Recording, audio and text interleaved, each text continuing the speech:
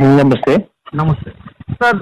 हम आपसे जानना चाहते हैं जो घटना घटी थी आपका जो मैरिज हॉल में, तो इसके बारे में आप क्या बोलेंगे?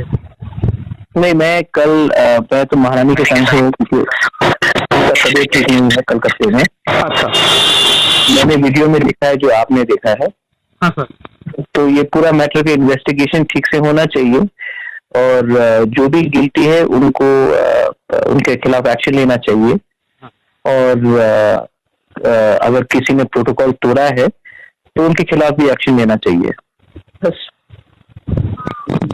सर और दूसरा जो क्वेश्चन है सर, जो प्रोटोकॉल तोड़ा है, जो गाइडलाइन तोड़ा है, उनके बीच में मामला हो सकता है। तो आपको क्या लगता है जो डीएम जो एक्टिविटी काल उनका था, वो डीएम मैंने पूरा प्रोटोकॉल में वो थे काल, या प्रोटोकॉल में मैंने प्रोटोकॉल से बाहर जाके वो काम किए है काल? तो मैं नहीं होता हूँ कोई डीएम को बताने वाला क्या प्रोटोकॉल है क्या नहीं है। हाँ सर। वीडियो में जो देखा गया एक्सेसिव, थोड़ा सा एग्रेशन एक्सेसिव था। अच्छा। लेकिन वो इन्वेस्टिगेशन ही पूरा करेगा, मुझे इसमें कुछ कहना नहीं है।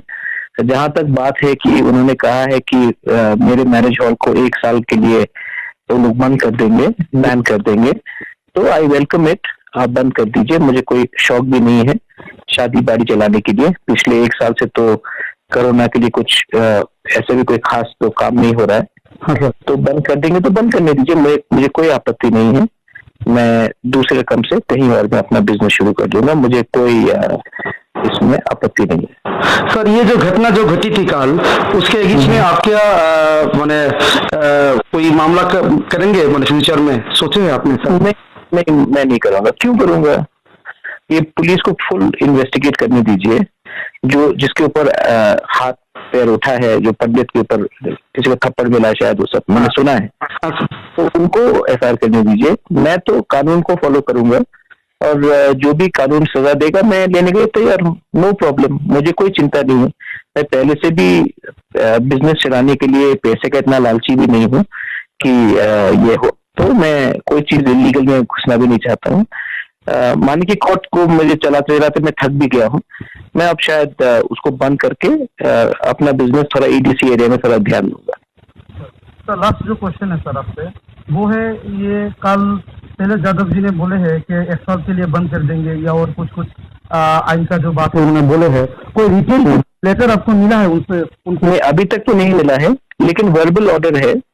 वीडियो में मैंने भी देखा है। तो जब डीएम वर्बल ऑर्डर देता है, it is as good as written order.